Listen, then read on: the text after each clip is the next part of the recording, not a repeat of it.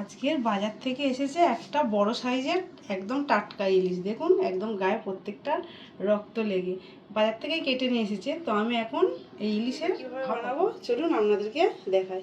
আজকের আমি কড়াইতে করে কাঁচা ইলিশের ভাপা করব। তো তার জন্য ইলিশটাকে এই 5 পিস ইলিশ মাছ ভালো করে ধুয়ে পরিষ্কার করে নিয়েছি। এবার এর মধ্যে নুন হলুদ মেখে রাখি, আর এই যে হলুদ দিলাম, দিয়ে এটা 5 মিনিট মেখে রেখে দেবো। আমি সুন্দর করে মেখে নেব।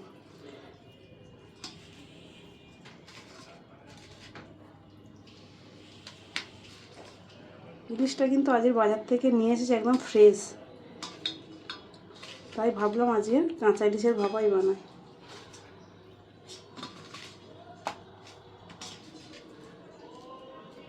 এপিট ওপিট দুপিট আমি ভালো করে নুন আর হলুদ দিয়ে মিশিয়ে 5 থেকে 10 মিনিট এরকমভাবে ম্যারিনেট করে রেখে দেবো। গ্যাসটা অন করে এই কড়াইটা বসিয়ে দিলাম।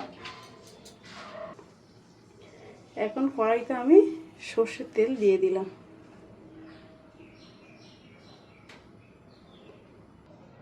তেল গরম হয়ে গেছে, আমি এর উপর দিয়ে দিলাম কালো জিরে।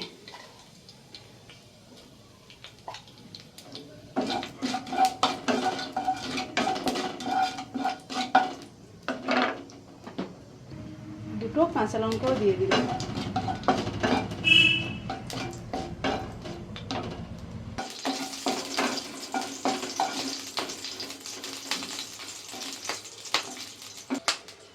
এবারে দেবো আমি খানিকটা হলুদ, পরিমাণ মতো আর কি। যেহেতু আমি মাছে নুন হলুদ মাখিয়ে রেখেছি সেই জন্য অল্পই দিয়েছি হলুদ। এবার দিচ্ছি স্বাদ মতো নুন।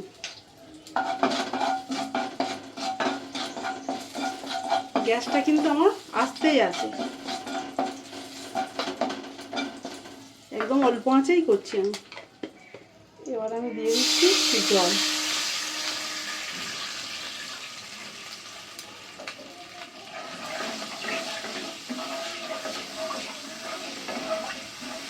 এদিকে সর্ষে আর কাঁচা লঙ্কা পেস্ট করে রেখে দিয়েছি, আর ওদিকে আমার জলটা ফুটছে। এবারে এই পেস্টটা আমি ওর মধ্যে দিয়ে দেবো।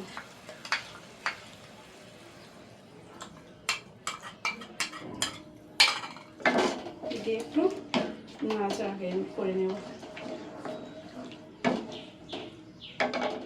এই বাটিতে যেটুকু লেগেছিল তাতে আমি আরও কিছুটা জল দিয়েছি, দিয়ে এই বাটিটা ধুয়ে এই জলটাও আমি এর মধ্যে দিয়ে দিলাম।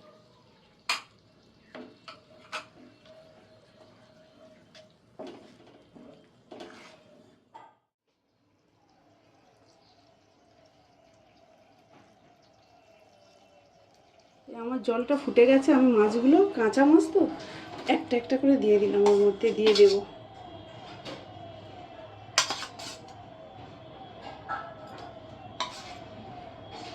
পাঁচ পিস মাছের ভাপা বানাচ্ছি আমি। এই যে 5 পিস মাছ আমি দিয়ে দিলাম।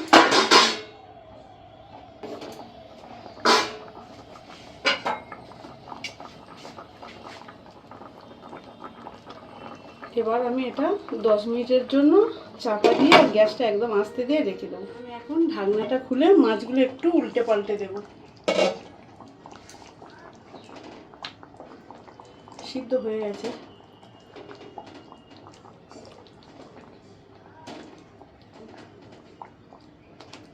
সব মাছগুলো আমি উল্টে দিলাম।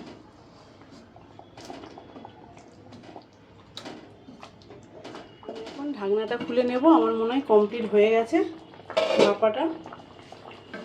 তো হ্যাঁ, মাছ সিদ্ধ হয়ে গেছে, দারুণ সুন্দর একটা স্মেলও বেরিয়েছে। আর একটু ঝোল ঝোল থাক, ভাতের সাথে খাবো তো দুপুরে।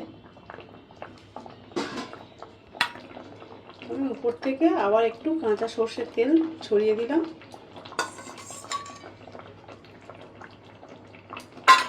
আর এই দুটো কাঁচা লঙ্কা এর মধ্যে দিয়ে দিলাম। তো আমার ইলিশ ভাপাটা হয়ে গেছে, আমি গ্যাসও অফ করে দিয়েছি। দিয়ে এখন এটা চাপা দিয়ে 2 মিনিটের জন্য রেস্টে রাখবো। 2 মিনিট পর ঢেলে নেব। কাঁচা ইলিশের ভাপাটা কমপ্লিট হয়ে গেছে, আমি এখন গ্যাস থেকে নামিয়ে নিয়েছি। এখন এটা একটা বোলের মধ্যে ঢেলে রাখবো। এই সর্ষে ইলিশটা হয়ে গেছে, কাঁচা ইলিশের ভাপা আর কি। তো এখন এটা আমি এই গরম ভাত নিয়েছি আর এই সর্ষে ইলিশ নিয়েছি, এখন এটা এবার খেয়ে দেখবো কেমন হয়েছে। এখন একটু এই গ্রেভি নেব আর একটাই কাঁচা লঙ্কা নিচ্ছি, নিয়ে ভাতের সাথে মিশিয়ে খাবো।